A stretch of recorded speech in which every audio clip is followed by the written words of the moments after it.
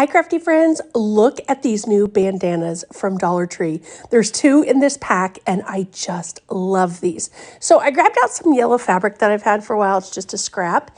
And we are gonna make some, well, actually one, I should say, flower out of these. So I'm just gonna tear off some strips, and this bandana is folded over, so I'll just cut the ends of the strips because that'll be about the length that we want.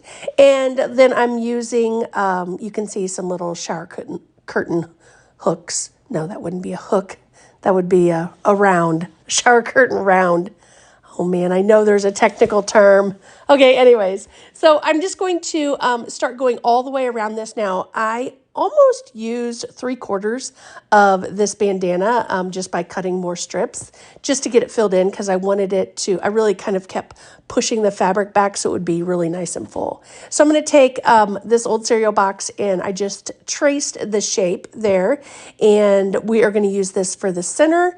I cut some of that fabric and I'm just going to start hot gluing the edge of it, and then I'm going to use some filling because I want it to be a little bit poofy on the inside of this flower. So I just kind of took my time. I would hot glue a little bit, add a little bit more, or add a little bit of the filling and then hot glue around, and just keep going around and around. And don't worry about the edges, because what we're going to do is once we get this done, I'm going to flip it over and we'll just bring those edges around to the back by hot gluing them on.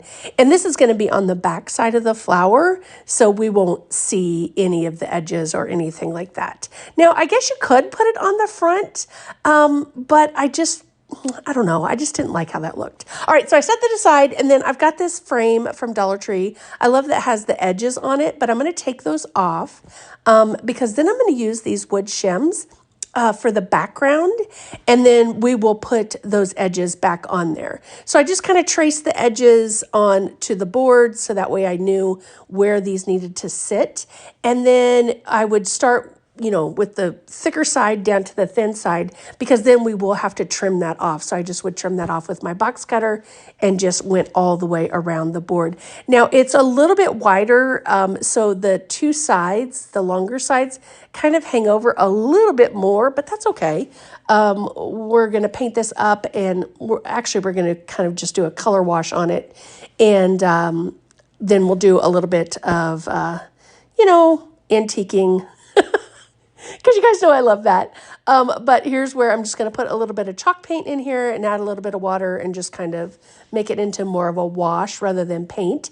And I did get some on the black edges, but don't worry, I go back and kind of clear that up. But look how cute this turned out. I love the blue and the yellow together. I think it's so spectacular. Love. All right, friends, thanks for watching. Don't forget to follow for more.